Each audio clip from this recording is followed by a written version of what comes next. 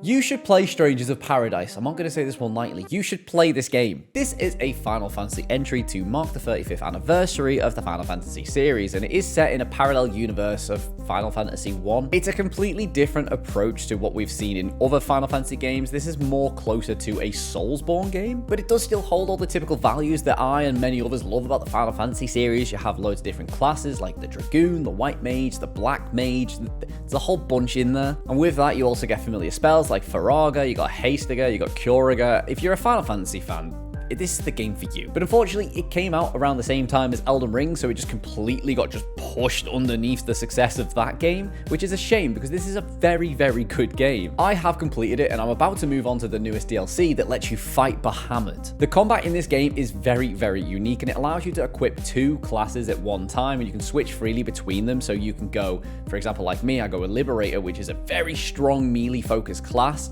And then I also second that with a Sage class, which lets me use white magic and black magic, so I can cast magic from afar, I can heal my party, I can buff my party, or I can go Chad mode with my two-handed axe and go and beat up some of the hardest bosses. There really is a class for absolutely everyone in this game. There's so many of them. I'm going to be completely open and honest. The story is one of the weaker stories I've ever seen in one of the Final Fantasy series, but it still kept me going to the end of the game. So seriously, if you are in a position to do so, I'd absolutely recommend you try out this game. And if you like it, then I was the one that made you do it.